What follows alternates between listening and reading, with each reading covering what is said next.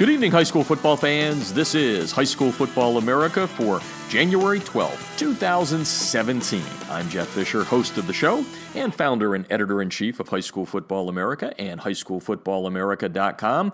Welcome to the first show of 2017. Hope that everyone had a happy and safe holiday season.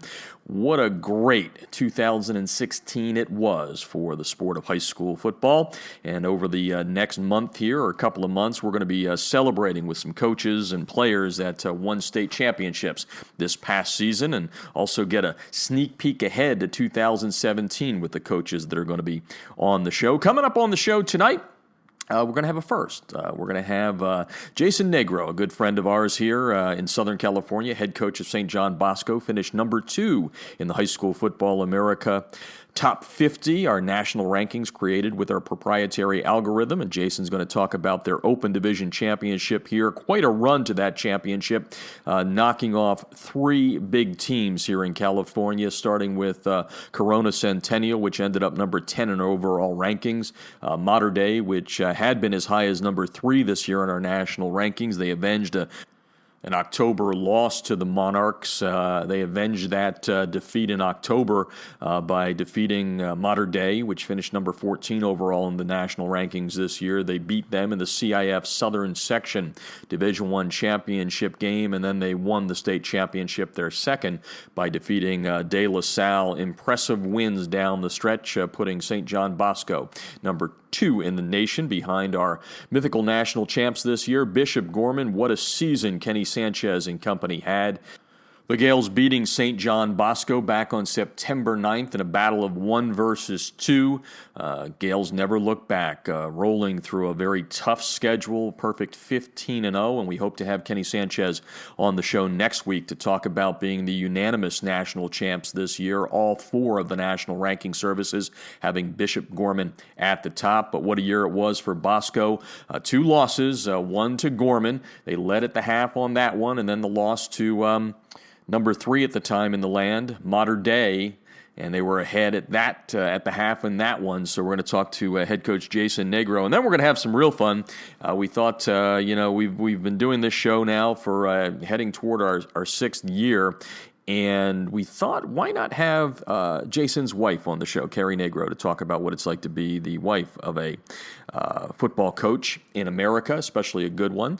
Idea given to me by Trish Hoffman, my good partner here, saying we got to talk to more women on the show, and Trish is kind of giggling in the background as I put that down on tape. But anyway, we're going to talk with Jason and Carrie Negro coming up. Going to talk St. John Bosco football, and we'll get a sneak peek at what 2017 should be. It should be a good one. They've got a lot coming back, including their junior quarterback, who will be a senior next year, Real Mitchell, and the Braves expected to be in the hunt for a national championship next year. Another team that's going to be real good in 2017, Carmel out of Indiana, the 6A champs, 10-4 this year. They were 4-4 early in October, but went on a 6-0 run and captured the Indiana 6A state championship, finishing 37th overall in our national top 50.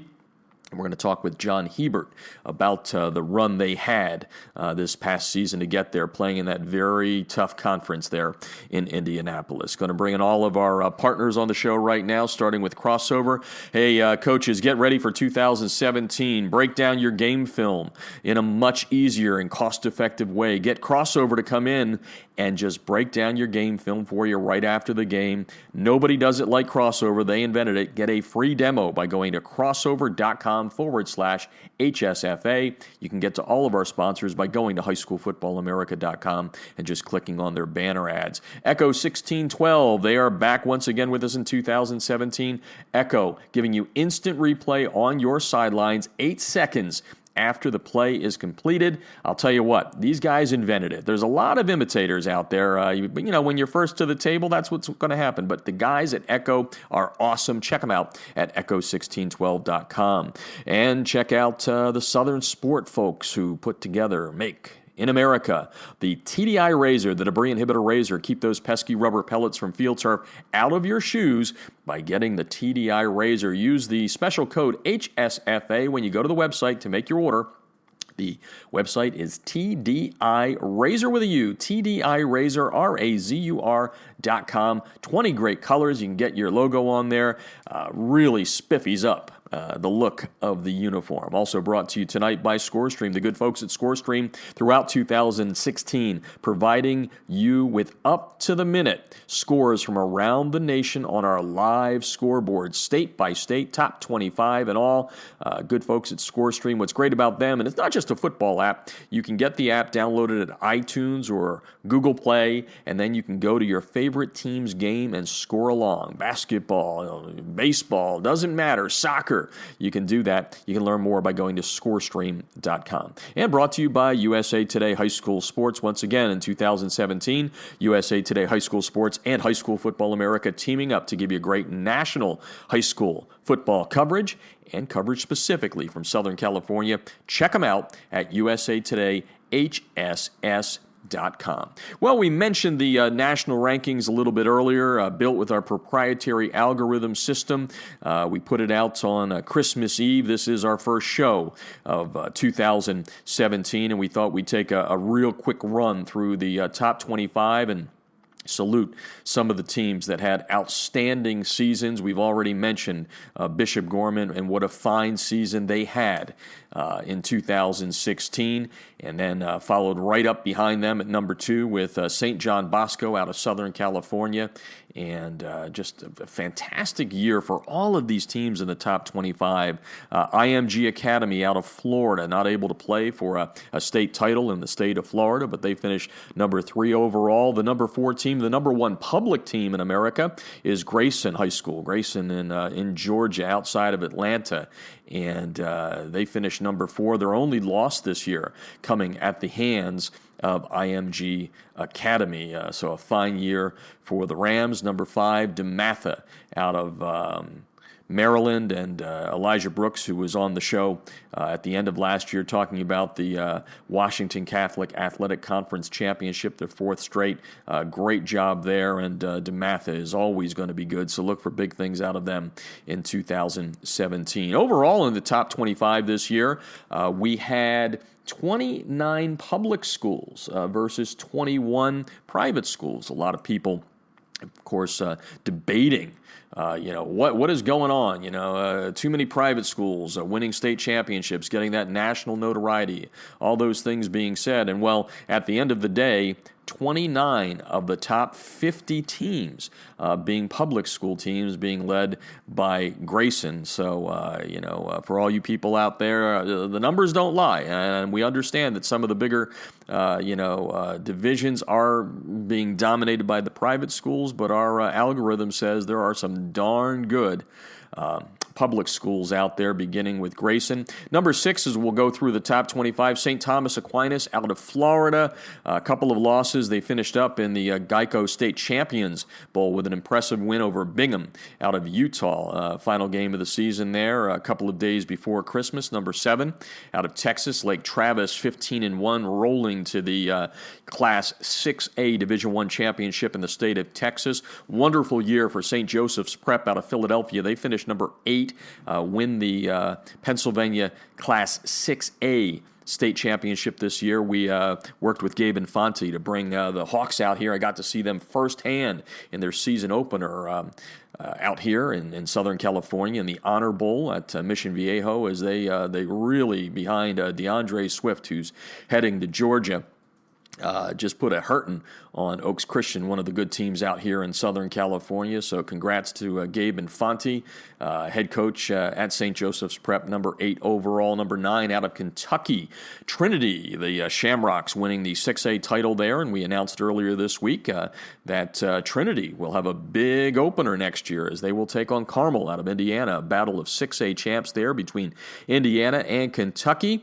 And again, John Hebert coming up on the show in just a little bit. That announcement on the schedule was made the day after we taped the interview, but you're going to hear that the Greyhounds have a lot of talent coming back. We know that Trinity's good, winning their 24th overall state football championship in the state of Kentucky last year. Mentioned that number 10 was Corona Centennial. Expect the Huskies to be good again. Tanner McKee, their quarterback, is back, and Matt Logan runs one of the best offenses in the country. And you're going to hear Jason Negro from St. John Bosco talk about how good Southern California football is going to be next year, because Mater Dei is going to be in the mix too, with JT Daniels, their top flight quarterback, coming back for his junior year. Number 11, Roswell, the Hornets out of Georgia, runner-ups in Class 7A, and earlier this week they lost their head coach, John Ford, moving on to Buford to coach Buford there. But Ford doing a wonderful job with Roswell, a program that was down over the last 2 years, 28-2, two state runner-up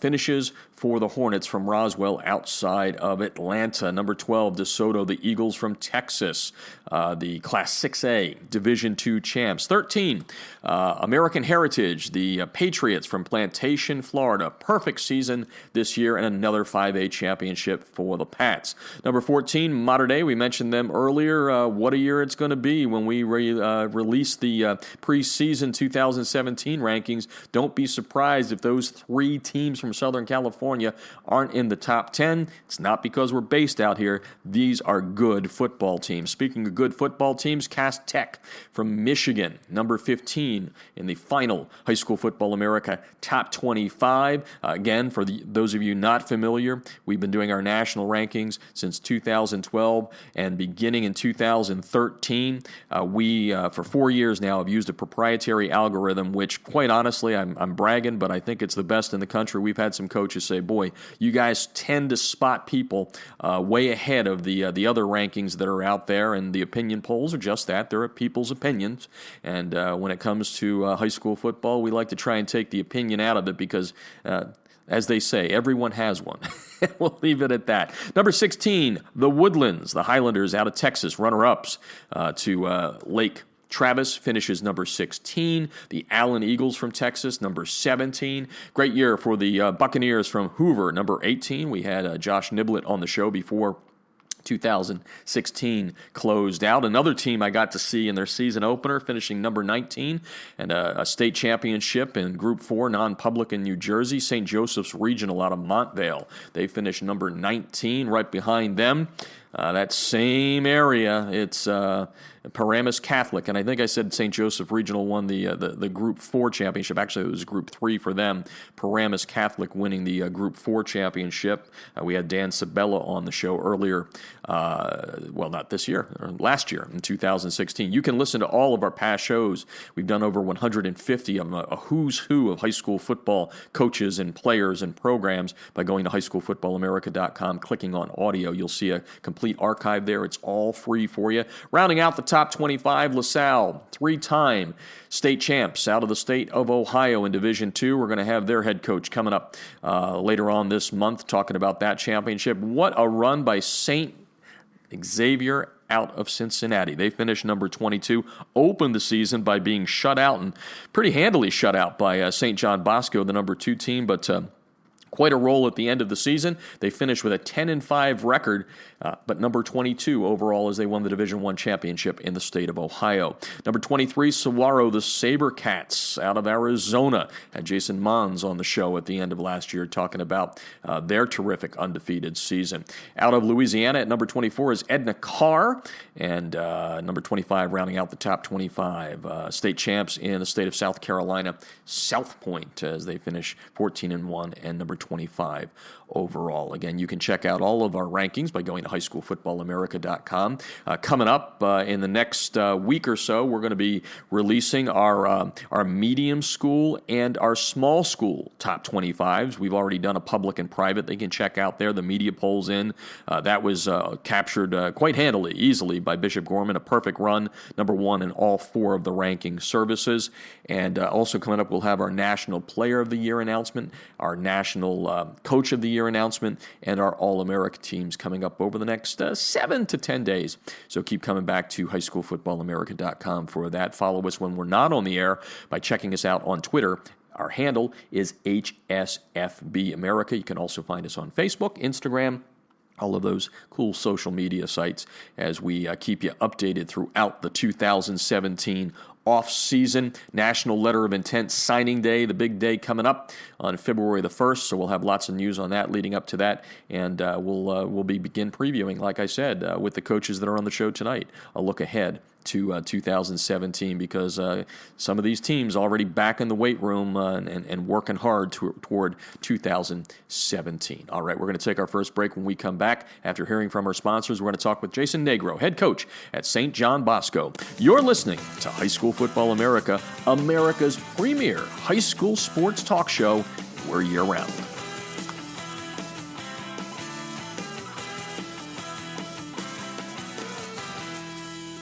Instant replays on a high school football sideline? Seriously? Yes, the future is here with Echo 1612's Instant Replay Sideline System. Echo's cutting-edge technology was the first to the market 2 years ago. Echo delivers instant replay to your sideline on an iPad within seconds of a play being finished so that you can make tomorrow's coaching changes today. This NFHS-approved product may be the biggest change in high school football since the invention of the helmet. Coaches, you'll gain a competitive edge by adding Echo 1612's Instant Replay Sideline System to your coaching toolbox. How cool is this? The Echo Instant Replay Sideline System works with both your current booth and end zone cameras, plus, and this is an important point, Echo works without any cellular connection, data plans, or internet. The list of high school football programs using Echo 1612 system is growing daily, meaning your opponent may already have a game time advantage. You don't want to be left out, do you? The Echo 1612 advantage is simple. Echo plus an iPad equals instant replay on your sideline that improves your game planning. Seriously, you'll be making coaching adjustments in real time, not the day after. Except no copycats, Echo 1612 is the best on the market. Echo 1612's cutting-edge technology helps you make tomorrow's adjustments today. Learn more at echo1612.com.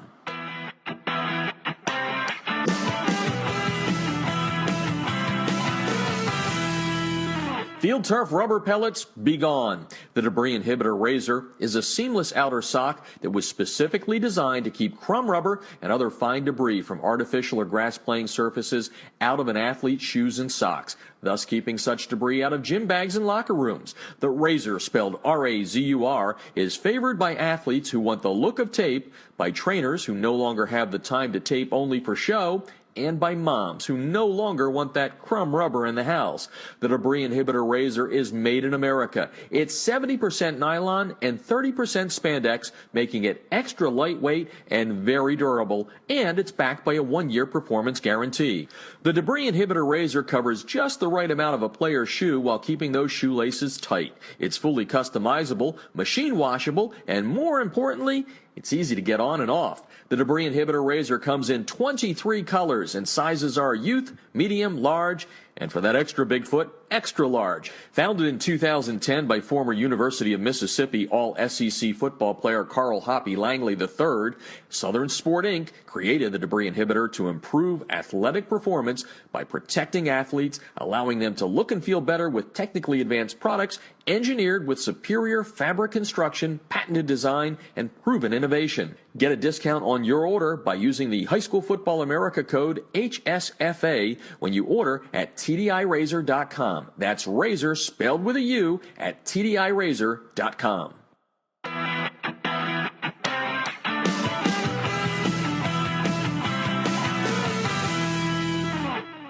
If you're scouting your opponents without Crossover's game film breakdown platform, you're missing an opportunity to get a huge edge over the competition. Crossover's service lets you upload game film from your hard drive, video camera, or other websites like Huddle. Their team of football experts will then clip and tag the game with player and formation info so that when you log into your account, you can filter the clips however you'd like. They'll also automatically prepare a comprehensive tendency report and down and distance report for your staff so you can see exactly what your opponents like to call in specific situations. We all know that every coach spends countless hours preparing before a game. It's not about the time you put in, it's about what you do with that time. That's Crossover's biggest advantage. It allows you to use your prep time more efficiently and get an even deeper level of insight since you don't have to waste time setting up the film. Check them out. You're going to love them. You can sign up for a quick free demo at crossover.com/football. That's crossover.com/football.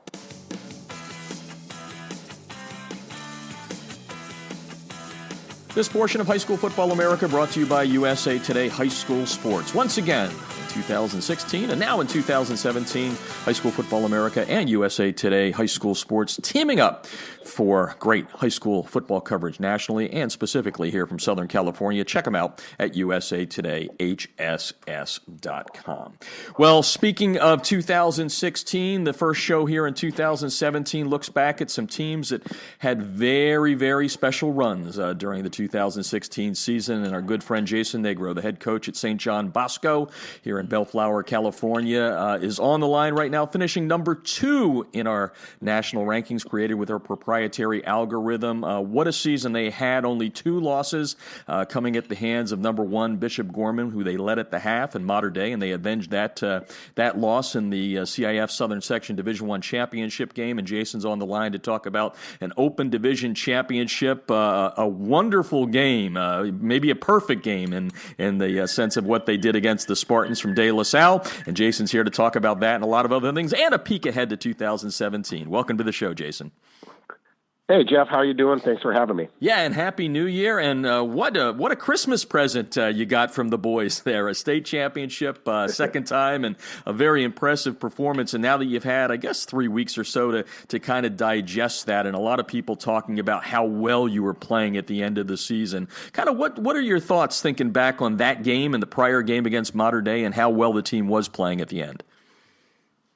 Well, I think that the important thing to know is the fact that, as every coach, you want to peak at the right time. And we certainly were starting to peak, in the playoffs. And I think that's when we were playing our best football. Early in the year, we had to overcome a bunch of injuries, like a lot of people, but we had to overcome injuries and we had to play some pretty tough opponents.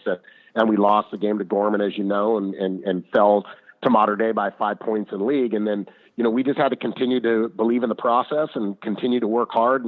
And we knew if we were able to peak at the right time, against the right opponents, we would have a chance at winning this whole thing. And I think that's what our kids, were able to accomplish. And that's what I'm most proud of, is the fact that they stayed the course. They believed in what we were trying to accomplish. They understood it was a process. And by the time we got through Centennial, through Mater Dei, and then we had to play De La Salle, I mean, that's probably one of the most difficult things that anybody had to do across the country, is to play those 3 opponents in a row.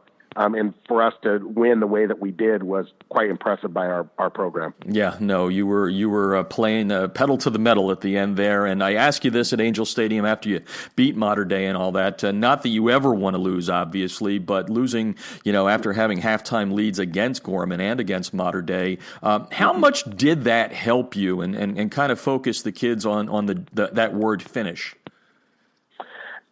Psychologically, it was big, because if we were to, have another lead and lose it, like we did against Gorman or against Mater Dei, I don't know if we could have picked ourselves up off the floor from that, and it would have made for an extremely long off season.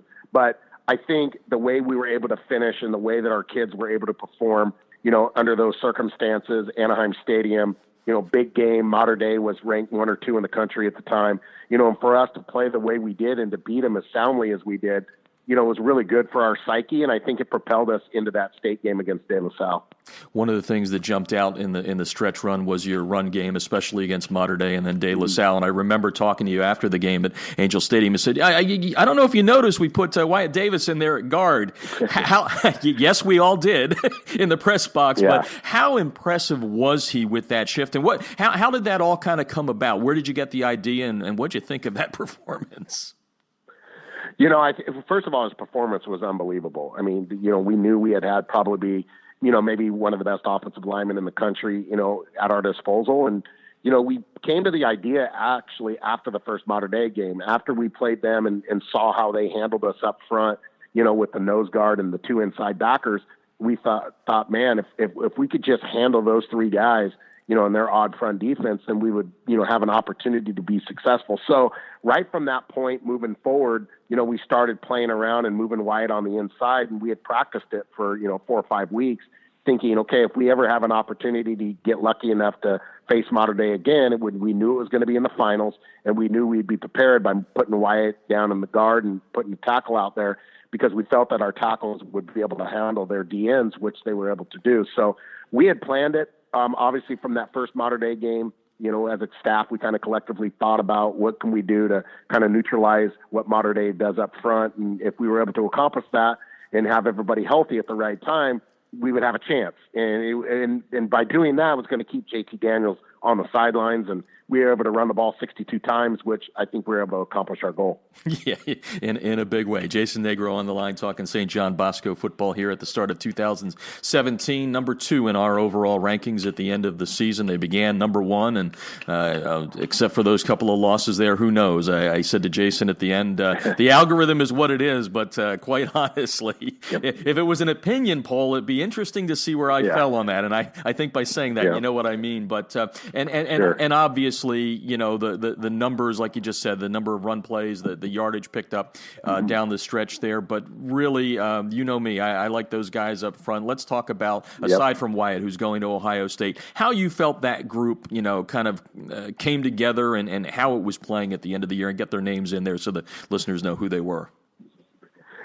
They came together extremely well, and that was the thing that we knew we had a pretty good group up front. So when we went through the spring and got through the summer, we knew we had a pretty good group. But then all of a sudden, like most schools, we had an injury here and an injury there, and then a guy couldn't play this week or that week. And by the time that we got to like the 11th week of the season, which was the opening round of the playoffs, we had started 9 or 10 different offensive lineman combinations. And that's really difficult to do, especially with the first year starting quarterback in Real, and for us to be able to try to accomplish what we wanted to offensively, it was very difficult having to have that much inconsistency with our starting offensive line. But by the time we got to game 11, 12, and then 13, we were able to now, get some guys in there that have been played and meshed and gelled together. And Tavita Moe, we moved him to center, so he was able to, really do a good job there. Maris Talavao was our right tackle, did a great job for us. He was extremely, talented as a sophomore. And then Kevin Koblenz is our junior. He's the one that took Wyatt's spot at the left tackle, which allowed us to move Wyatt down to guard. So, we had, for the most part, 3 underclassmen and 2 seniors with Wyatt and Ta, and we rotated probably 6 or 7 guys in the entire stretch run, and we were able to really lean on people. We were a big group. They were physical, and by that time of the season, they were so well conditioned, we were able to speed up our tempo, and those guys played, obviously very well. And I'm a firm believer, if you're going to win games in December, you have to be good up front, and that's exactly what we were. That's for sure. And you mentioned Junior Real Mitchell, and a lot of times I came over, and that was the question I was being asked by our partners at USA Today. Talk about Real. How's he developing? How's he following up on Josh Rosen and Quentin Davis and all that? And you said, Jeff, we're fine. He's right where he should be. Well, by the end of the season, I think you had him exactly where you wanted to be. Tell us a little bit about his progression and how happy you were with it.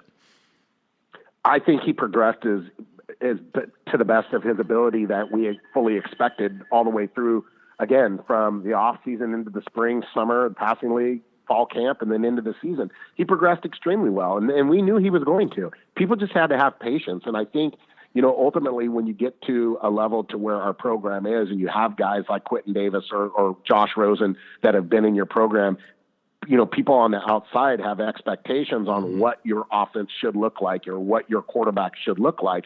Well, we have to, as coaches, be able to be a little bit versatile on how we play call or how we develop young guys at that position. And Real is not Quentin Davis. He is not Josh Rosen. He's his own guy, and he's got his own skill set. So what our job was to do is to try to, continue to progress that skill set to where we were going to be able to win games and, down the road. And progress his career as he was moving forward in it. And I think he understood that, and we stayed patient with him. And I think that, sometimes our fan base wasn't as patient, but, for him and for us to be able to stay the course, it showed to our team that we honestly, as a coaching staff, believe in the process as well.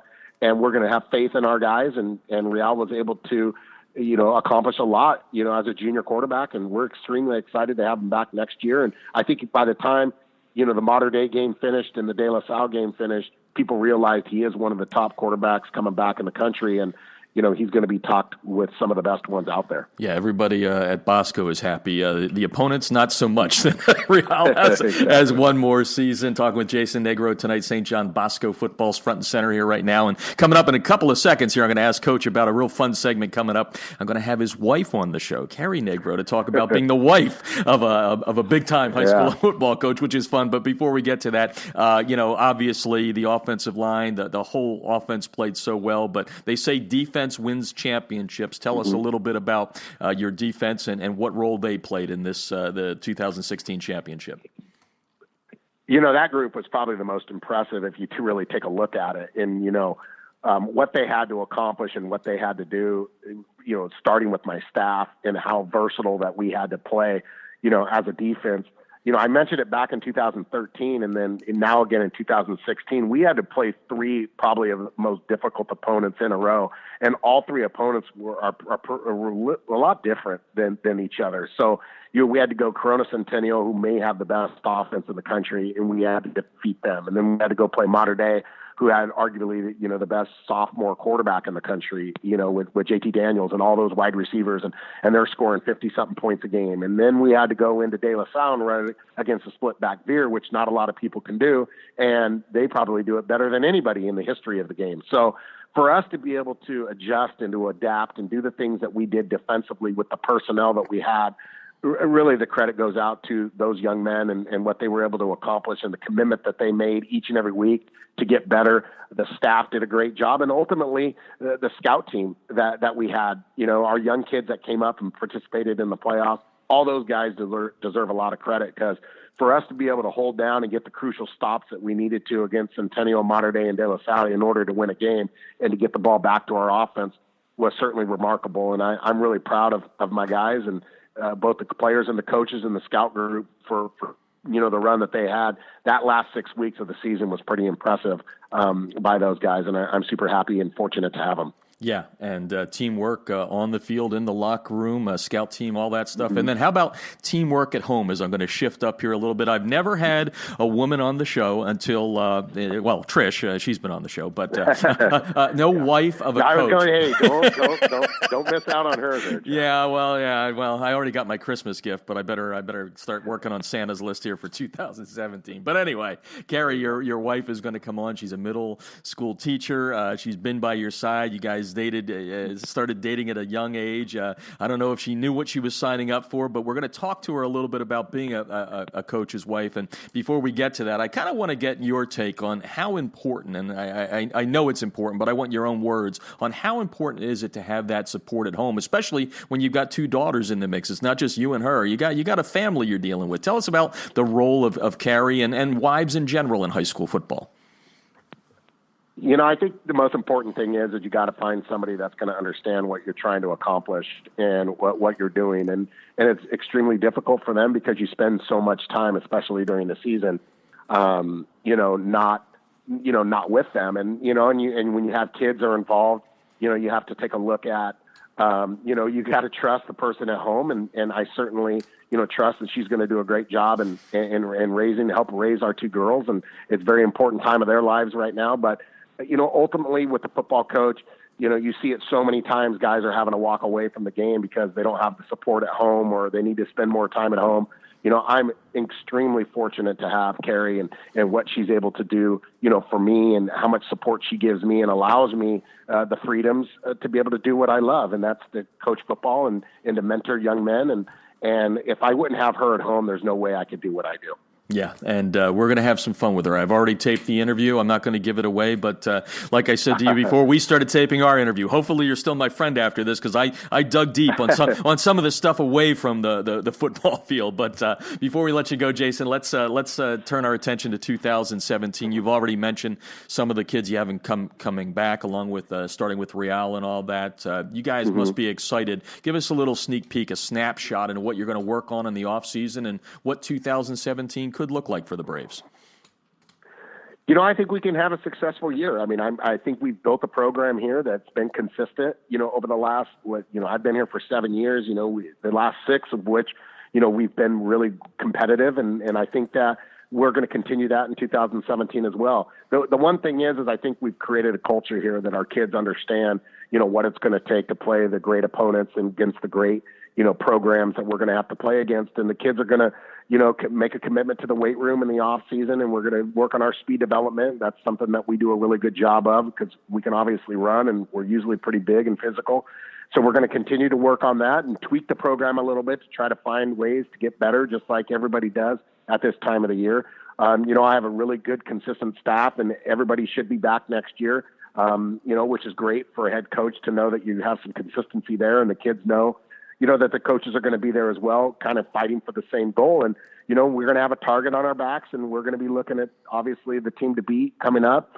We certainly know that the Corona Centennials and the Mater Days and the rest of the teams in our league are going to be out there. So I think we could be, fairly competitive. We're going to have a non-league schedule that's going to be one of the best in the country again. So we're going to have to play some really good programs, and that's great. It's what our kids thrive on. It's the culture that we have built here, and we want to continue it for a long period of time. And I really like being here at St. John Bosco High School. I think that, we're at a gold mine here in the southern section of in Southern California, and it's great. And as long as we can continue to stay focused and continue to stay hungry, we can win for a long time. And that's what the commitment that I'm going to make to this program, and hopefully the kids are going to make to us. Yeah, and the last thing, as you were talking there, just came to my mind is, with JT Daniels coming back as a junior, Mm-hmm. obviously what you guys have, Centennial's got a lot, Tanner McKee's coming back. And all. I mean, literally, those three teams could be in the top 5 at the beginning of the year. I mean, just put that into focus for people on how good the football could be out here in 2017. It's incredible. I mean, and those teams continue to get better and better and better. And as we continue, to progress our programs, everybody is kind of making the bar go higher and higher and higher. And I think that you saw how, competitive our league has been, and the opponents that we have to play are, Mater Dei, obviously. I believe they're going to, play a national schedule next year, and they're playing a couple teams from out of state. We certainly do it. Centennial took IMG to the ropes, and IMG had to win by a 2-point conversion, and we were able to beat those guys in the semis, and that's our semifinal. And then, and that's 2 games prior to even winning a state title. So it just shows you how difficult it is to win a state title in California. It's probably maybe the most difficult, playoff bracket without question in the country, to have to go from Centennial to Mater Dei and then go play De La Salle up in Sacramento, which is a road trip for us because our state's so large. That's a tough task to have at hand, and anybody that's able to do it, whether it's us or Centennial certainly has done it in the past, or Mater Dei, potentially in the future. It's just very, very difficult to have to do, and you need to play really good football. And we got great coaches out here. All those programs have really, really good coaches, and they have really good players and great fan bases. And, we may not get the crowds that they get in Texas and so on and so other places, but I tell you what, I would match our football up against anybody in the country, at least from a consistent standpoint. It's not you play one great team and that's all you play the entire year. We're having to do it against 4 and 5 and maybe even 6 teams each year, and having to play them twice. Not only we have to play Mater Dei, but we had to play them twice to win a CIF title, and then we had to play De La Salle, and we had to play Centennial. So it's difficult to do, and but that's the reason why kids come to our school, because they want that opportunity and they want to be competitors, and that's the right environment that I want to be in, because if you're going to do it, you might as well do it against the best. Yeah, I've enjoyed 4 years out here, and I've eaten a lot of crow. It is good quality football here in Southern California. And I've got one unfair question for you here, but we're good friends. But here, would you like to have played Bosco, would Bosco like to have played Gorman at the end of the year one more time? Oh, without question. Yeah. I mean, without question. I mean, I wish. I told Kenny that too. I was like, man. He sent me a congratulatory text after we had won it all, and it was really cool to hear from him. But, and Kennedy's a competitor as well. I mean, I would love to be able to play them at this time of the year, and he would love to be able to play us. And I tell you what, it would probably be one of the most anticipated, highly watched, highly, attended games, out there. But unfortunately, we didn't have that. They took care of business back in September, and they were able to beat us. And rightfully so. They're the number 1 team in the country because they were able to prove it on the field. And, unfortunately, I mean, you look at Clemson last night, they lost to Pitt, I believe, during the season. Yep. And then, certainly they had an opportunity to go through the playoff. We didn't get that chance. So had we had that chance, who knows how the national rankings would have played out. But the way the system works now, and it's all mythical, as you know, and algorithms and mythical people making guesses on how people would do. You got to give them credit. They were undefeated on the field. They beat St. Thomas Aquinas. They beat Kahuku. They beat St. John Bosco. How can you argue with them? So, I really respect their program and what they're doing. But I tell you what, if Kenny wants to play, we would love to be able to go and schedule a game somewhere. We'll show up. Maybe somewhere between Vegas and Southern California, out there in the desert, we'll have a little pickup game. Exactly. But Jason, thank you so much for joining us tonight. Thanks for your friendship. Really looking forward to 2017, and looking forward to having your wife coming on the show here in a second. I think there's going to be some people that are going to get an interesting look at the other side of Coach Negro. Yeah, that's great. Like you said, it's great to have a wife, and hopefully she's going to add some insight, and maybe some of the other coaches' wives are going to be able to see it. But I've got one of the best out there, and she certainly allows me the freedoms, and the flexibility to do what I need to do. And like I said earlier, I wouldn't be able to do this without somebody supportive at home, and I've got two great girls, and she does a great job with them. So enjoy the time with her. I'm sure she'll add something to your program. She definitely will. We're going to take a break. When we come back, Carrie Negro. That and more. You're listening to High School Football America.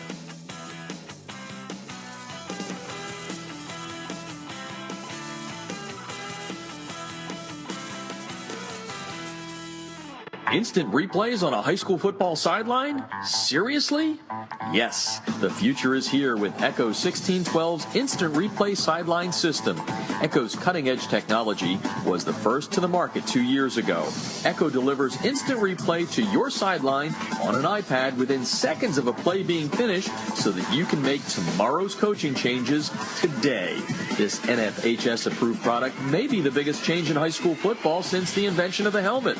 Coaches, you'll gain a competitive edge by adding Echo 1612's Instant Replay Sideline System to your coaching toolbox. How cool is this? The Echo Instant Replay Sideline System works with both your current booth and end zone cameras, plus, and this is an important point, Echo works without any cellular connection, data plans, or internet.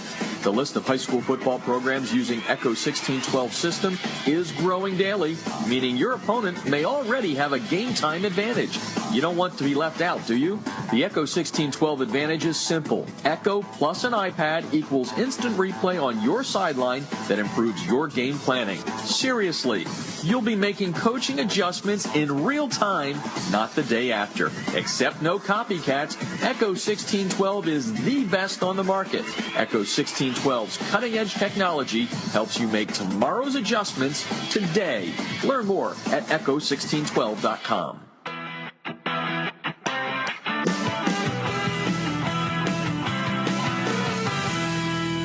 Field turf rubber pellets, be gone. The debris inhibitor razor is a seamless outer sock that was specifically designed to keep crumb rubber and other fine debris from artificial or grass playing surfaces out of an athlete's shoes and socks, thus keeping such debris out of gym bags and locker rooms. The razor, spelled R-A-Z-U-R, is favored by athletes who want the look of tape, by trainers who no longer have the time to tape only for show, and by moms who no longer want that crumb rubber in the house. The debris inhibitor razor is made in America. It's 70% nylon and 30% spandex, making it extra lightweight and very durable, and it's backed by a 1-year performance guarantee.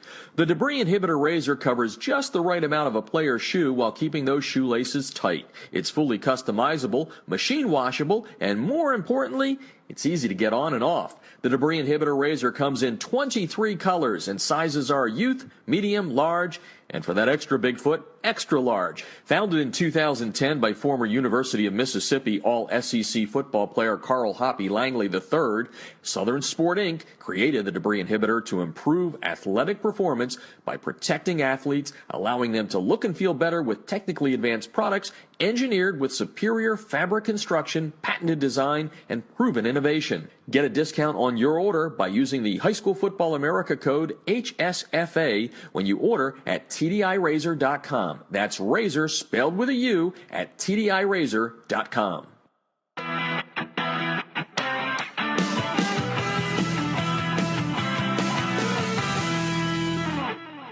If you're scouting your opponents without Crossover's game film breakdown platform, you're missing an opportunity to get a huge edge over the competition.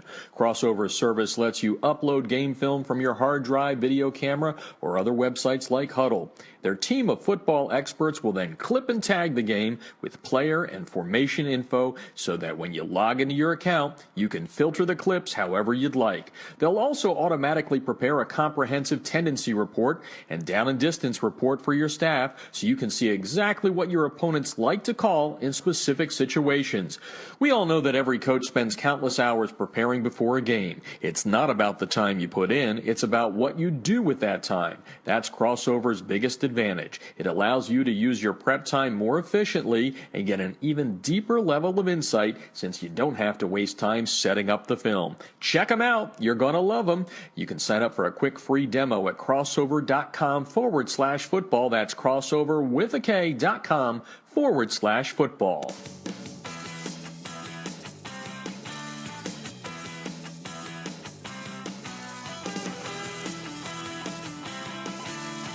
This portion of High School Football America brought to you by USA Today High School Sports. Once again, USA Today High School Sports and High School Football America teaming up to give you great national high school sports coverage and coverage specifically from Southern California. Check them out at usatodayhss.com.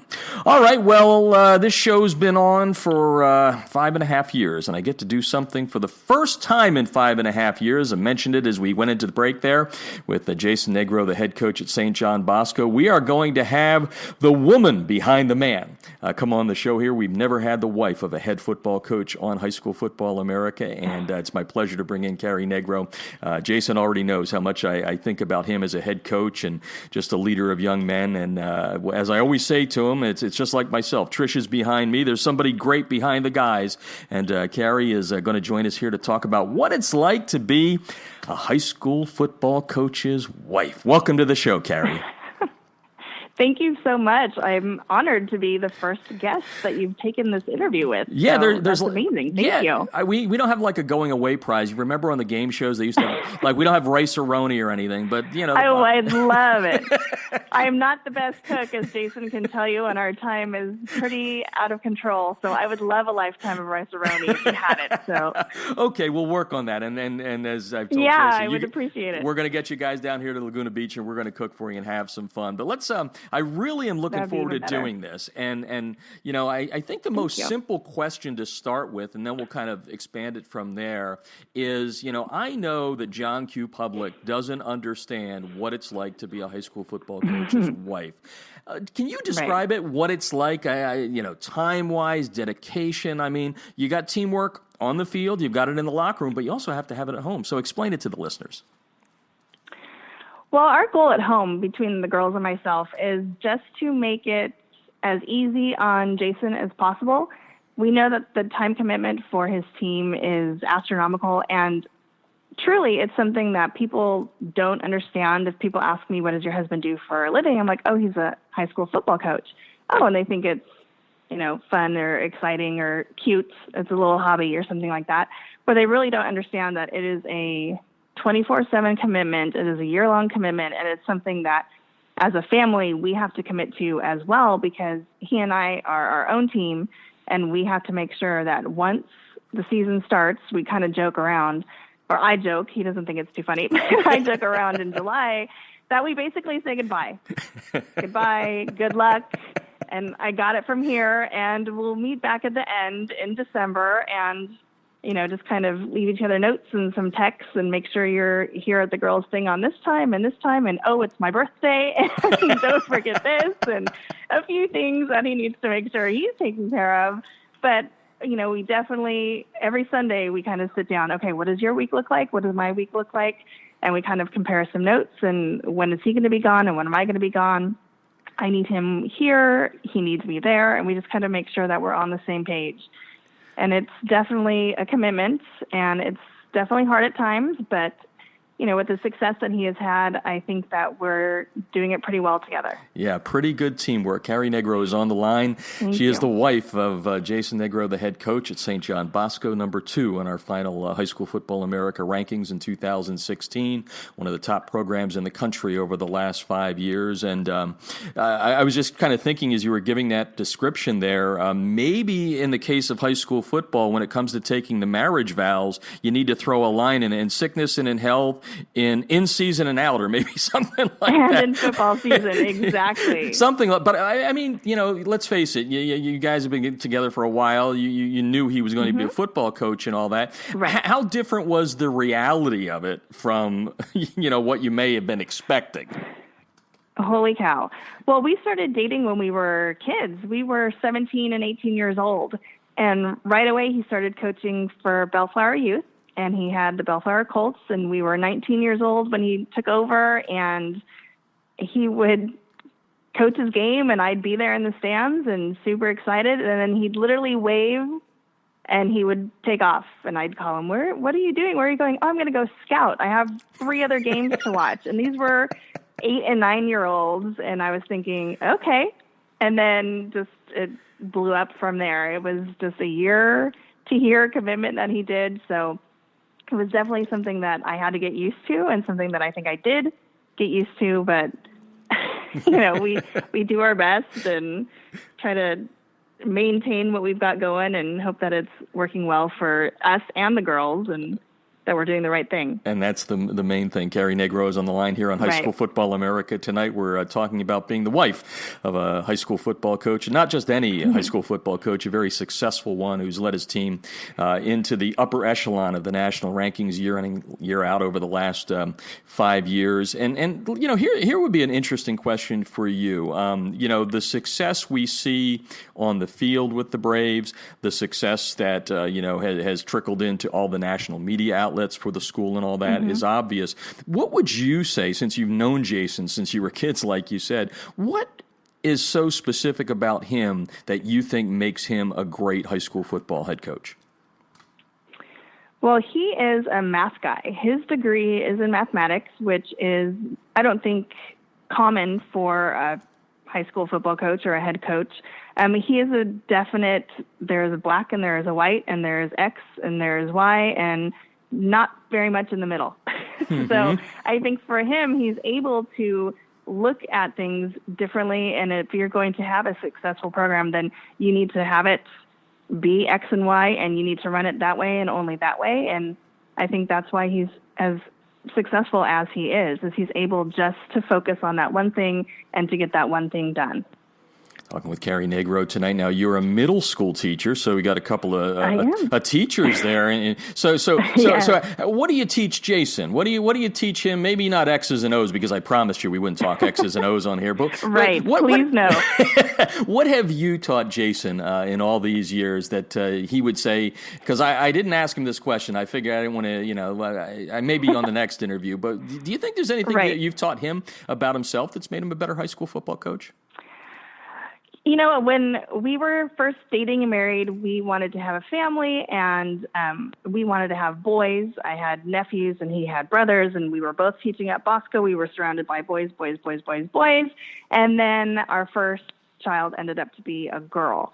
And not only was she a girl, but she was a girl who was born 3 months early, and our life literally blew up at that moment, and that was his first year as a head football coach, and it was week 4 of that first season. And so we spent that entire first season in the hospital every single day. And I think that was probably a gift and a curse, as most things like that are. But it taught both of us, I think, that there is definitely more to life, and that we have priorities that we need to make sure that we're taking care of. And, kind of divided us a little bit as far as my priority was definitely to take care of the family at that point in time, as far as the children. And then his priority was to take care of us, to make sure that everything was going to be taken care of. And, financially we had the good insurance and we had this, and he definitely had to take on that role. And then through having a second girl and having all of that happen, we are pure chaos. We are arty-farty girls. We do not play sports. We do not participate. We don't really watch with him. And I think sometimes he's frustrated with us in that moment. But then I think it makes him a little bit more well-rounded because, you see him on the field and you see him get dumped with Gatorade. But at home, we hear him singing Little Mermaid at the top of his lungs. And we see him dancing around to other Disney movies, and we have Disney passes, and we go as often as we can as a family, and he's just a kid. So I think at home we're able to kind of let him decompress and let him watch his football, but then when it's our time, we're doing the Disney thing, and we're doing the girl thing and dance recitals and everything else. So I think we're able to kind of keep him in check and make sure that it's not just football and boys. It's definitely arts, and we go see Wicked, and he comes with us to plays and everything else, and we try to show him the other side of the world. Well, you've done a good job raising him. He did tell me one night when I was texting him, I was trying to get him on the show, I think last year, and he goes, "Oh, I apologize. I was out at Disneyland with the family." So that's right. You've taught him a little bit about how to decompress. I ought to, maybe we're going to have this to kind of turn the other page now that you've given that and look inside of Jason. I mean, a little, yeah. I'm sure he's not going to be happy, but that's okay. He'll be fine. I'll make sure he's fine with that. But seriously, one of the things that always amazed me about Jason, and I said this to Trish, I think it was last year or 2 years, maybe it's been 4 years we're out here. I remember the first game I went to after I had met him at school, and he literally stopped in the middle of a play call, or almost, or maybe the play call had ended, and he came over and shook my hands on the sideline. And I'm like, wow, that's pretty special that a guy would do that in the pressure position he's in the Trinity League there. What's something else you can tell us about Jason, aside from the fact that he likes to sing and dance to Disneyland stuff that people may not know? Tunes. Yeah. Right. Anything you can tell us? I mean, what would be something that people may not know about Jason Negro? He's actually a pretty good artist. We have a daughter who likes to draw, and she draws all the time, and he'll get down there with her and he'll start drawing, and he really is pretty creative, believe it or not. And the other thing that he likes to create with the girls is he loves Legos.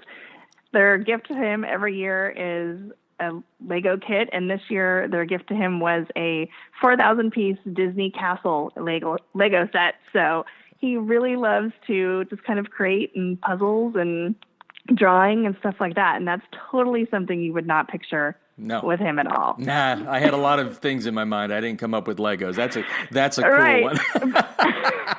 Carrie Negro is on the line. I mean, he is like a little kid at home. So it's a good combination. And let's face it, he's coaching still in a little kid's game, right? Whenever we play sports and coach at this level, it's still the kid's game we all grew up with. Carrie Negro is on the line. She is the wife of Jason Negro, the head coach at St. John Bosco here in Southern California. Man, I've gotten to know very well over the last 4 years and really respect, aside from what he does when it comes to the wins and losses and national rankings and all that. A couple of things to wrap up here.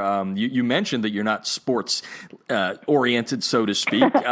No. But so what's it like sitting in the stands and the pressure of what your husband is doing? I mean, he's not coaching in some little league in the middle of Nebraska. Right. I mean, he's in one of the toughest leagues in the country. How do you deal with that pressure and everything that goes with? And that's my husband down there. That's the father of my kids.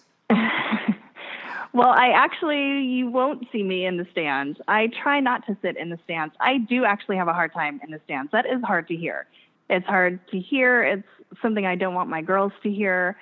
I'm pretty sensitive, so that is something that I just want to stand up and be like, you don't know what you're talking about. He's not that kind of person, and you don't know. And, I just want to stand there with my signs and my pickets and my T-shirt that says he's a good guy or something like that. I really start to get kind of defensive. And I actually learned that back in Bellflower Youth. I just would always sit by myself. I would say 75% of the parents and the kids don't really know who I am because I'm always off to the side. I'm not the coach's wife that has the jersey or the T-shirt that has Negro on the back or anything like that. The girls and I just kind of support him and support the boys, and we're at every single game, and we're proud of everything that he's done, and we're proud of the boys every single week. And it's just, we make sure that we're off to the side and that he is doing his job, and we're there to support them. So we're typically on the field or in the corner or off the stand somewhere else or in a booth or somewhere we're not listening to it all and experiencing the whole thing. We're just there for Dad and, cheering for him. And when the girls were babies and toddlers, he was the only thing they saw at these games. They would just sit there the entire game and scream for him and hi Dad and wave. And I think that's where he learned to stop what he was doing and to shake your hand, like you said, because I would tell him, hey, those babies are loving you. You get your butt up here and you say hi. So they always run down, even when they were infants and toddlers, and they would run down at halftime and he would give them a hug and say hi. And they would be so excited that he stopped to see them. And I think that made him see that it is important to stop and acknowledge. So you have raised him very, very, and I'm going to tell him that the next time I talk to him, that Carrie has raised you extremely well. So we're going to end on I try.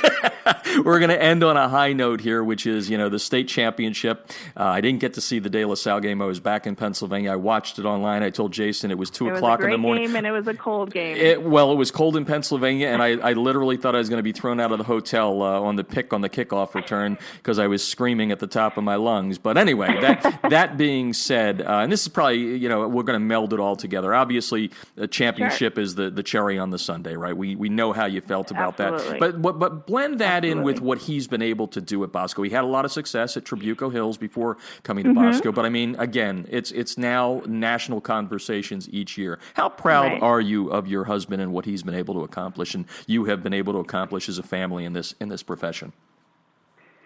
You know what? I'm incredibly proud of him. I think he has deserved absolutely everything that he has gotten thus far, and I'm excited to see what the future brings. I don't know what it's going to bring. We really don't talk about it as far. People ask us all the time, is he going to go here? Is he going to move and go here? Right now, we are as happy as can be. He is loving it. He loves Bosco. He has a commitment there. He has a history there. We have family there. I mean, it's just everything to us, and so I'm just so proud of what he's accomplished. And I'm actually proud, like you said, of us that we've been able to continue this because it's not easy. And every few years there's a different transition. We have our older daughter's going to high school next year. It's going to be a whole new transition for us at home as a family. And, so every transition we go through here kind of adds stress to work, and any transition that he feels with at work brings home. So it is a lot of work. It is a huge commitment, and I'm super proud of him. And the girls are immensely proud of their dad, and they think it's super cool that people know who their dad is, and they see him on TV and hear him on the radio. So I think they'll get a kick out of Mom on the radio today. So I'm excited for that. And that's super cool that you joined us too. And I think maybe the appropriate way to kind of wrap things up and thank you is you said you guys love Disneyland. You got the passes, you go there. Yeah. But isn't there something about when you wish upon a star that, hey, evidently dreams do come true, and they have there for you and Jason and the program at St. John Bosco. Thank you so much, Carrie, for joining us. I really do think you did a great service to all the fans out there that need to know there is, as you said, there's a human being that's standing by that man there that's making the play calls and trying to win wins and losses. So thanks for joining us, and have a great 2017. Thank you so much. I really appreciate everything that you've done for Jason and for Bosco. We really appreciate everything. So thank you for having me on. You're very welcome. We're going to take a break. When we come back, we're heading to Indiana. Carmel, state champs in 6A. We're going to talk about John Hebert and the job he's done. When we come back, you're listening to High School Football America.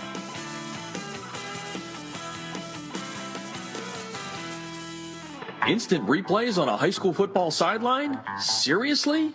Yes, the future is here with Echo 1612's Instant Replay Sideline System. Echo's cutting-edge technology was the first to the market 2 years ago. Echo delivers instant replay to your sideline on an iPad within seconds of a play being finished so that you can make tomorrow's coaching changes today. This NFHS-approved product may be the biggest change in high school football since the invention of the helmet. Coaches, you'll gain a competitive edge by adding Echo 1612's Instant Replay Sideline System to your coaching toolbox. How cool is this? The Echo Instant Replay Sideline System works with both your current booth and end zone cameras, plus, and this is an important point, Echo works without any cellular connection, data plans, or internet. The list of high school football programs using Echo 1612 system is growing daily, meaning your opponent may already have a game time advantage. You don't want to be left out, do you? The Echo 1612 advantage is simple. Echo plus an iPad equals instant replay on your sideline that improves your game planning. Seriously, you'll be making coaching adjustments in real time, not the day after. Except no copycats, Echo 1612 is the best on the market. Echo 1612's cutting-edge technology helps you make tomorrow's adjustments today. Learn more at echo1612.com.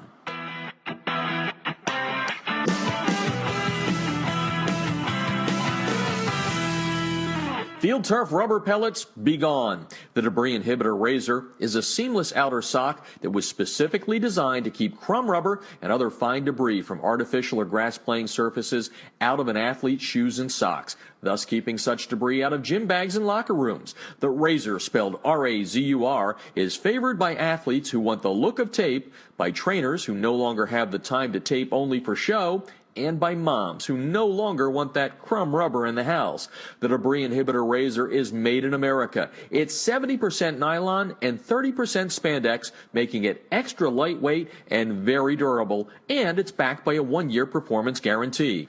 The Debris Inhibitor Razor covers just the right amount of a player's shoe while keeping those shoelaces tight. It's fully customizable, machine washable, and more importantly, it's easy to get on and off. The Debris Inhibitor Razor comes in 23 colors, and sizes are youth, medium, large, and for that extra big foot, extra large. Founded in 2010 by former University of Mississippi All-SEC football player Carl Hoppy Langley III, Southern Sport Inc. created the Debris Inhibitor to improve athletic performance by protecting athletes, allowing them to look and feel better with technically advanced products engineered with superior fabric construction, patented design, and proven innovation. Get a discount on your order by using the High School Football America code HSFA when you order at TDIRazor.com. That's razor spelled with a U at TDIRazor.com.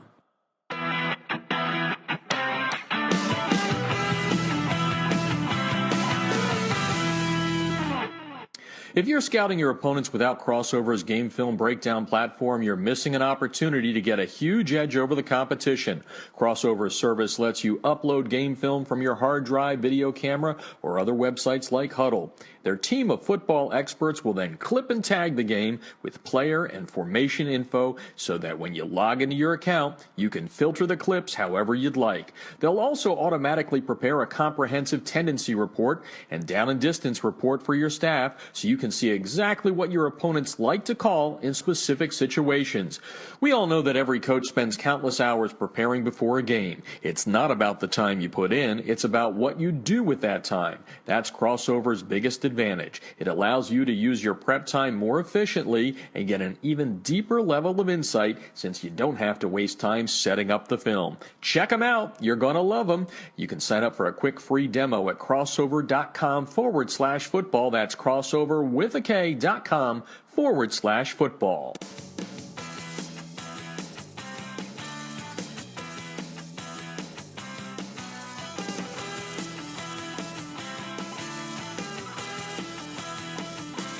This portion of High School Football America brought to you by USA Today High School Sports. Once again, in 2017, that's right, we're already in 17. High School Football America and USA Today High School Sports teaming up to bring you great high school football coverage from around the nation and from specifically here in Southern California. Check them out at usatoday.hss.com. Well, one of the great things about the month of January is we get to bring on a lot of coaches that had very successful Novembers and Decembers ending in championships, and I can't think of a team that had more of a heart-stopping state championship win than Carmel High School outside of Indianapolis, playing in one of the great conferences in the country. We'll talk about the three teams that did battle this year, but at the end of the year, Carmel was the number one team, its 8th state championship. Alum John Hebert, the head coach, former defensive coordinator, wrapping up his second year in fine golden style, and he's on the line to talk about what was a fantastic 2016. Welcome to the show, Coach. Thank you so much, Jeff. Really, really happy to be here and talk about our team and it was a great year, that's for sure. Yeah, and a heart stopper at the end in overtime to win it. But let's kind of set the scene here for the listeners around the nation. Again, I mentioned, the Metropolitan Conference is just such a great one there with Warren Central and Center Grove, Ben Davis in there. And let's take it back to October the 7th. You guys are 4-4. I'm sure at that point you can really taste that gold medal coming your way, right? Tell me a little bit about how that 4-4 set up the championship run. Well, we certainly weren't happy with our record, but when you play quality opponents, they're going to expose your weaknesses, your areas where you need to improve, and we felt like our team had the capability of playing in that state championship game and winning the title. But we set our course for steady progress throughout the season, and I think at that time, October 7th, 4-4, we had seen glimpses of it, but I think what we were able to do after that point speaks to the maturity and the focus of our players. They really understood the big picture, and that we very easily could have been 7-1, I think, at that point, and or even 8-0. We lost some close ones and to some really good opponents, but we learned lessons along the way, and we continue to put stock into practicing better and becoming a focused on our teammates and improving what we could control, and we got healthier as the season went along, and we made it to the state championship game against Center Grove, and we were playing them for the second time. So there was that dynamic of having a familiar opponent, someone I think that we've played so many times over the years that our kids were really motivated to go out and prove people wrong. John Hebert on the line tonight, head coach at Carmel High School in Indiana, talking about the 6A state title this year. And you mentioned the Center Grove and the rematch. You also you opened the season losing to Hamilton Southeastern. You got them in the first round of the playoffs. Tell me a little bit about that. And do you hold things back, especially in conference, that knowing? I mean, what are the odds? They're pretty good odds. It's somewhere if you go deep in the playoffs, you're going to see each other again. So how do you approach a second time game? In Indiana, we're fortunate to have every team in Indiana is going to make the playoffs due to the number of schools that play football. So with that in mind, there's a certain degree of treating those regular season games almost as preseason. They certainly don't feel that way, and every opportunity you're going out there and giving it everything that you have, and you want to win. You want to do everything that you can to win, but you're also trying to develop your football team, knowing that it's not going to be subjective. You're not going to have to be reviewed by some third party for your qualifications for the postseason. And I think it's important to understand that context and know that if we stumble or have a less than successful outcome, that we're going to have more opportunities. And we knew going in the way they do it in Indiana, we know who our sectional opponents are, and we know who our potential regional, which would be the next round, and so on. So you have an idea of what your path would potentially be, so you could play teams again. Mm-hmm. And I would not say in the first game that you prepare for that inevitable or possible second time of playing them, but when you go back and look at that film, I think it benefits the team that did not win, because you're searching for more answers and you're looking for things that you could do differently. And I think the trap is when you do defeat a team early on, you might think, well, we did this and it worked, and we did this and it worked, and you might not be searching for as many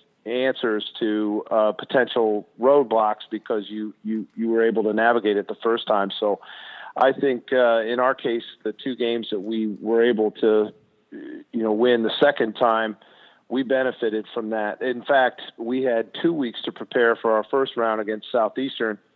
And so we really, really set the course for the things that got us the first time, and things that we'd had trouble with over the year, the season. And, again, it's about daily improvement. It's about your team understanding where we need to be and what we need to do to get there. And, sometimes that happens quicker or at a more satisfactory pace than others. But in this case, we were able to avenge those previous losses and come out on top. Talking Carmel Greyhound football tonight on High School Football America, the 6A champs in the state of Indiana in 2016. Number 37 in the High School Football America Top 50, which is developed with our proprietary algorithm. Center Grove right behind you at 38. Warren Central at number 39 this year in the rankings, Coach. And before we get into the players here, you mentioned about those being able to avenge those losses, and it's about learning.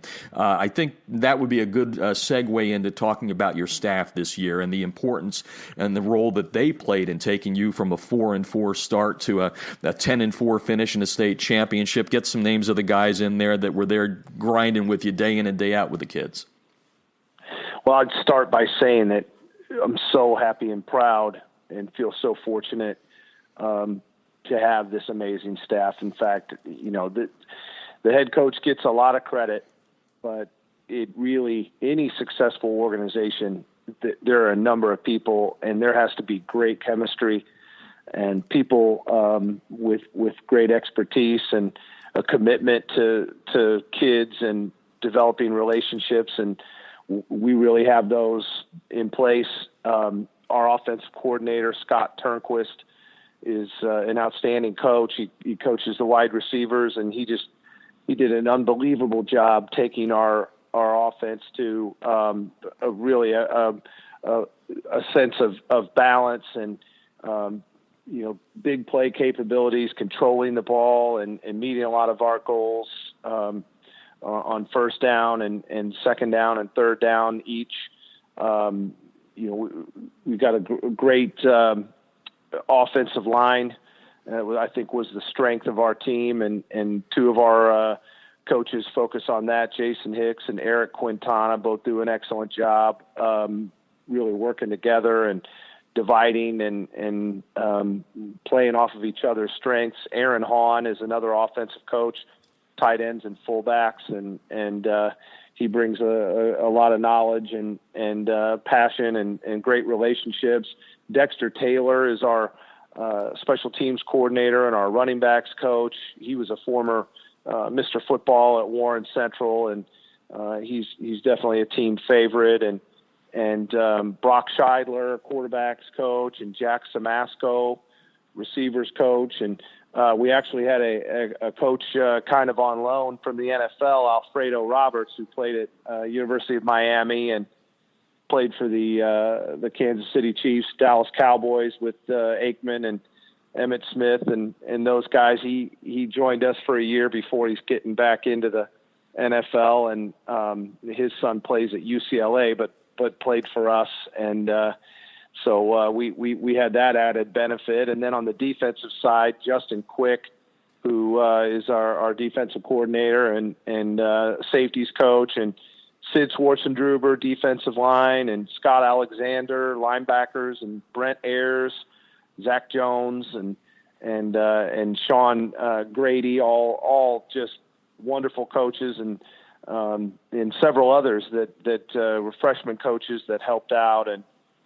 it was just a real pleasure to get to work with them. I think the real defining characteristic is that we don't always agree, but we do have a common sense of purpose, and there is a real eagerness to support one another and do what's best for the team. So I think that really filtered down to the players, and so it was definitely a great fit of people and positions and opportunities. Yeah, I think you've said it best. I say it all the time. You're the guy doing the interview right now, but sometimes we tend to forget those guys that were there shoulder to shoulder, and like you said, doing yeoman's job. So that's why we always try to get them in there. John Hebert on the line. Carmel, the 6A champs from Indiana this past season, and let's go to that heart-stopping game at the end. I kind of have the notes written down here of what took place, but I'm going to let you kind of set the tone for the listeners because I think there'll be a little bit more enthusiasm there. You're down 10-zip, I guess, at the half. You take the lead finally at 13-10 with 46 seconds left, and I guess at that point you probably are ready to start celebrating. Can you take us from there, Coach? I think you might remember what happened. Yeah, it's been burned into my memory. We committed 6 offensive turnovers in the game, and that was, we had 3 in the first half, and we were hoping to get that out of our system, and then we had 3 more in the second half, and our defense just continued to play with so much passion, and so our offense came around and got that score, like you said, and we took the lead, and there's under a minute to go in the game, and our defense has been playing great, and we made the mistake of kicking a somewhat returnable ball to not necessarily a great ball to return, but a squib kick that Russ Yeast, who was Indiana's Gatorade Player of the Year, headed to Louisville. But they got the ball with about 75 yards to go and a couple of passes, and got them to midfield, and we really felt like we were facing the last play in the game.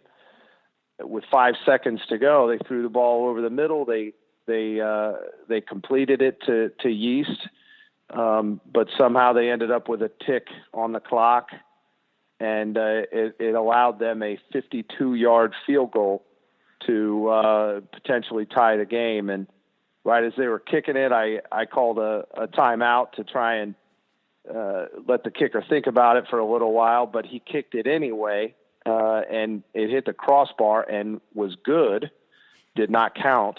And so the timeout, gave him another opportunity, and wouldn't you know it, he kicked an even better kick the second time, and we're going to overtime. So, I think the whole place was dumbfounded by how that happened. But, Carmel and Center Grove are rivals. We're not just rivals, but we're our number one rival for each other. And we played each other in 2008. And that one was also a kind of a heart stopper. And so this was fitting. And Center Grove got the ball first. And their first play, they took it 9 yards down to the 1. And on 2nd and 1, their player tried to dive over the goal line, and our safety, Ben Leary, who's a junior, jumped to meet him and punched the ball out of his hands, and Austin Newland, our senior corner, recovered the ball, and now it was our turn, and we just decided to kick it on first down, which Connor Coughlin, our junior kicker, hit it. That was his 3rd field goal of the game, and we came out on top 16-13. Piece of cake. Piece of cake. No, when I read it. For some, go ahead. No, I was going to say, I remember reading it and then watching the video, and I'm like, oh my gosh, no better way to end the season, depending on which side you're on, of course. But what a great game. No, it was wonderful. You mentioned some of the kids there on defense, and you said how big a role they played in the championship game. Let's shout out some other kids there that you feel did the job leadership wise to take you to that state title this year. Absolutely. Defensively, we were a work in progress all year, but we really hit our stride in the playoffs and continued to work on becoming a better team defense. And, our leaders did a wonderful job. Britt Beery, who's a defensive end that's headed to Indiana. He was a great leader and hard worker and somebody that led by example. And our corner, one of our 2 corners, I mentioned Austin Newland. The other is Jacob Abrams. He's headed to Purdue just a fantastic young man like Britt Beery, and tough kid, and somebody that was always giving of himself, and really had a wonderful year. A lot of big plays, a lot of deflections, interceptions, and great tackles in space for Abrams. And we had inside linebacker Jack Van Remortel, who's a junior, headed to Michigan to play baseball, but fantastic football player. Justin Fleck, inside linebacker and a team captain. He just had a fantastic year all year long. Not a big guy, probably 180 pounds playing inside linebacker in our league. He's very small, undersized, but great technique, toughness, and just always sacrificing himself to get the job done. And we had a couple of sophomores play really big roles. 3 sophomores, in fact, started on our defense. Bo Robbins is on D-line, and Joey Schmidt, outside linebacker, and Nate Fry at safety. They all were instrumental to the team's development. And John Hokinson, outside linebacker, senior, we moved him from corner, kind of an undersized guy at 5'9", 5'10", 190 pounds, but very strong, very comfortable in the weight room. One of those guys that just built himself into becoming a physically imposing player. And we moved him to outside linebacker, and he went toe to toe with a great offensive line and tight end at Center Grove, and had I think 7 or 8 solos in the state championship game. And these were diving tackles that just plays that really culminated his career, and they were vital to us, being able to get off the field on third down, and especially with those turnovers that we committed. And on offense, we were able to run the ball. Jerome Housel was our leading rusher, about 150 yards, and that was 1,100 for him on the year. Not a pure tailback, but just a gutsy kid that, again, a great weight room guy, and a hard worker, and a team player, and all the guys up front. Our offensive line was so solid all year, led by Mark Stickford, who's headed to Purdue, and Trevor Scott, our center, who's got several schools that are still recruiting him. He's I think settling in on Butler as his final choice, and Jacob Ford and Justin Williams, our 2 guards, and Grant Barker was our tackle. Our tight end, Kurt Rafdahl, who he's a big time player. He's got official visits to Nebraska and Iowa coming up, and still looking around. And then our Mr. Everything, Jalen Walker, who's headed to Cincinnati. We didn't get him the ball as much as we would have liked to in the state game, but he got us there. He was, close to 1,000 yards receiving, and again, over 15 touchdowns after a great junior year too. And Ethan Merriweather, a receiver that's headed to Ball State, had well over 600 yards and 10 touchdowns on the season. And our quarterback, Jake McDonald, who's coming back to us next year as a junior this year, 31 touchdowns, 9 interceptions, 2,500 yards passing. He was not even slated to be the starter at the beginning of the year. We lost our senior to a broken leg. Those 2 were competing in week 1, and McDonald, he was right there toe to toe, and our senior Elliot Charleboy unfortunately was injured, and but McDonald just continued to develop and show great leadership, and we feel really good about him going forward. And I know I left out our fullback, Bryce Sharp. He's a kid that wrestles, and hadn't played football in a couple of years, but we got him out, and just his toughness and competitiveness, and he willed us like the Hokinson kid I was talking about on defense.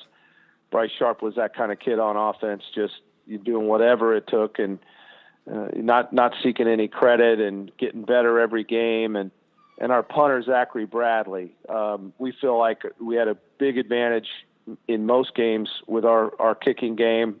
Bradley as at punter and Coughlin, as I said, as our field goal kicker. Coughlin kicked 15 out of 16 field goals. He's an athletic and strong kid, probably a Division I kicker. That pulled us through some tough times, and we were able to put it all together with those guys. I know there are a lot of role players that I didn't mention, but this is certainly a team and a class that's going to be remembered around Carmel for quite some time. Yeah, and that's a good segue into the next question. And by the way, folks, we're talking to John Hebert, the head coach at Carmel High School, finishing his second year with a state title. An alum, you were there during some of the other championships, but not as the head coach. How sweet does it taste to be an alum of Carmel High School and now be the man that led them to a state football championship? Well, I'm certainly proud to get to be in this position. And, 2 years ago when we talked, I was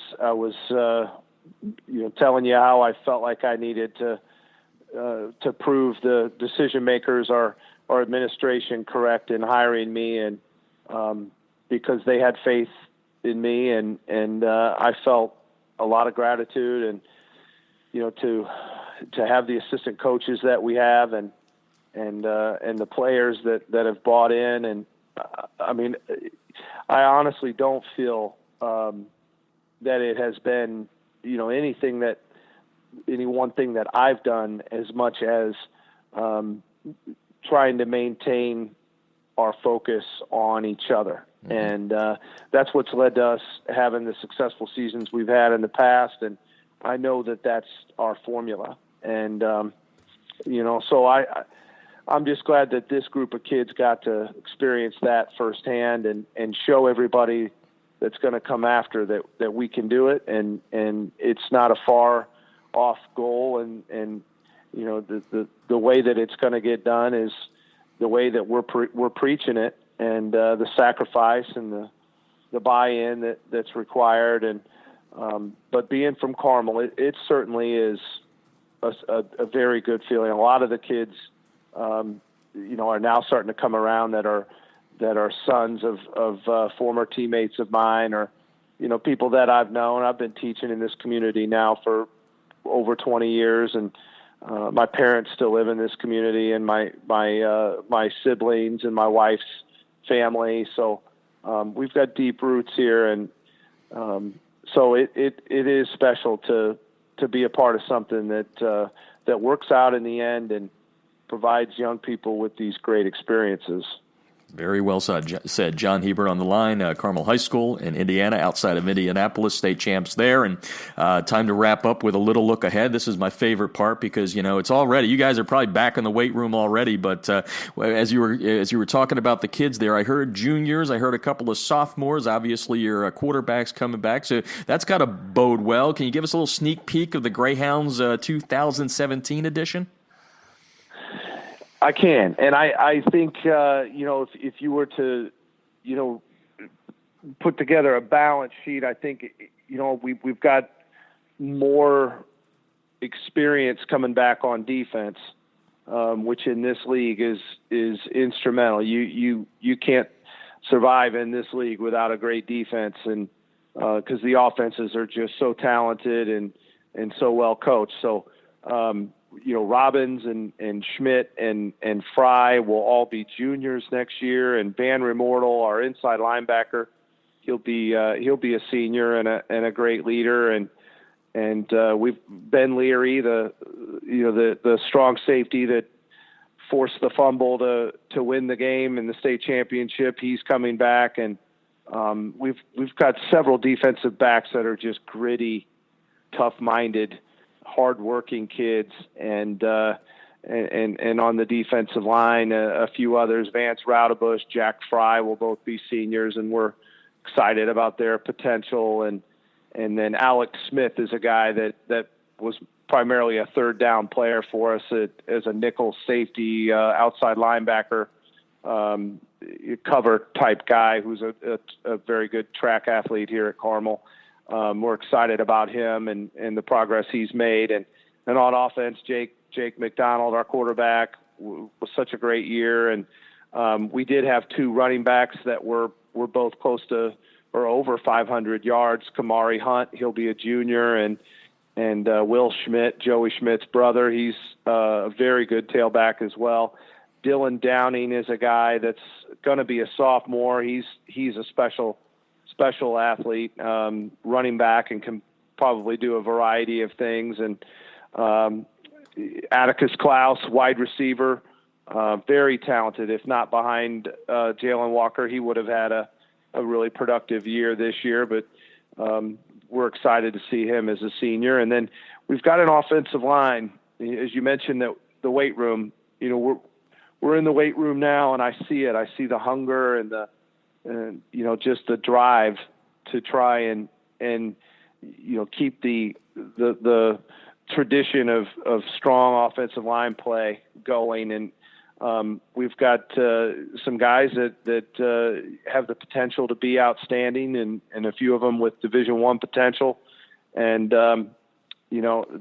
Zach Bowman is one of them, and Matt Kleppinger, and John Vanzetta, Caleb Schaefer, Sloan Goldblatt, Alex Kate.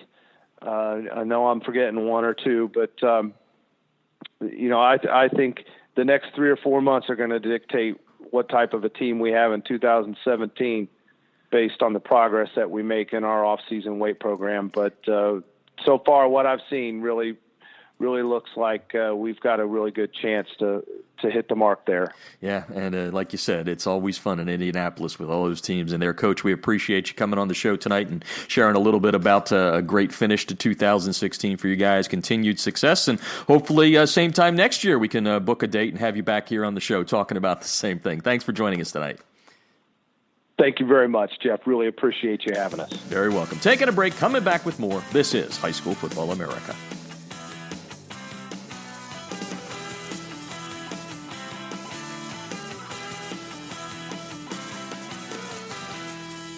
Instant replays on a high school football sideline? Seriously? Yes, the future is here with Echo 1612's Instant Replay Sideline System. Echo's cutting-edge technology was the first to the market 2 years ago. Echo delivers instant replay to your sideline on an iPad within seconds of a play being finished so that you can make tomorrow's coaching changes today. This NFHS-approved product may be the biggest change in high school football since the invention of the helmet. Coaches, you'll gain a competitive edge by adding Echo 1612's Instant Replay Sideline System to your coaching toolbox. How cool is this? The Echo Instant Replay Sideline System works with both your current booth and end zone cameras, plus, and this is an important point, Echo works without any cellular connection, data plans, or internet. The list of high school football programs using Echo 1612 system is growing daily, meaning your opponent may already have a game time advantage. You don't want to be left out, do you?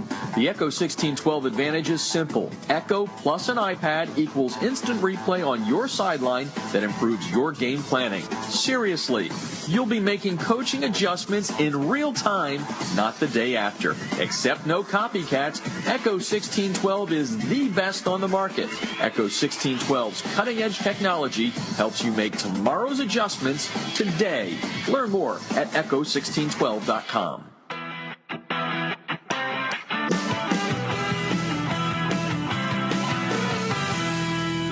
Field turf rubber pellets, be gone. The debris inhibitor razor is a seamless outer sock that was specifically designed to keep crumb rubber and other fine debris from artificial or grass playing surfaces out of an athlete's shoes and socks, thus keeping such debris out of gym bags and locker rooms. The razor, spelled R-A-Z-U-R, is favored by athletes who want the look of tape, by trainers who no longer have the time to tape only for show, and by moms who no longer want that crumb rubber in the house.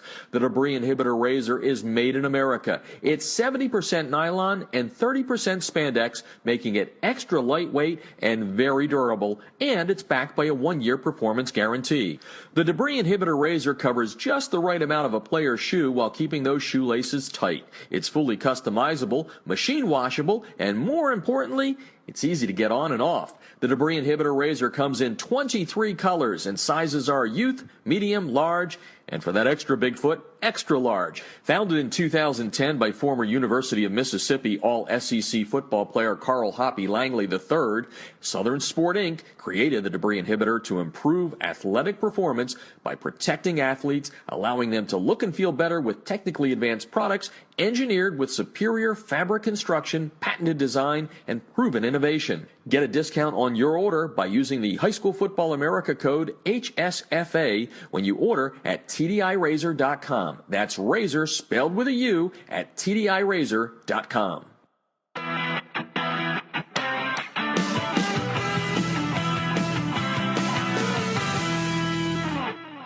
If you're scouting your opponents without Crossover's game film breakdown platform, you're missing an opportunity to get a huge edge over the competition. Crossover's service lets you upload game film from your hard drive, video camera, or other websites like Huddle. Their team of football experts will then clip and tag the game with player and formation info so that when you log into your account, you can filter the clips however you'd like. They'll also automatically prepare a comprehensive tendency report and down and distance report for your staff so you can see exactly what your opponents like to call in specific situations. We all know that every coach spends countless hours preparing before a game. It's not about the time you put in, it's about what you do with that time. That's Crossover's biggest advantage. It allows you to use your prep time more efficiently and get an even deeper level of insight since you don't have to waste time setting up the film. Check them out. You're going to love them. You can sign up for a quick free demo at crossover.com/football. That's crossover with a K.com/football.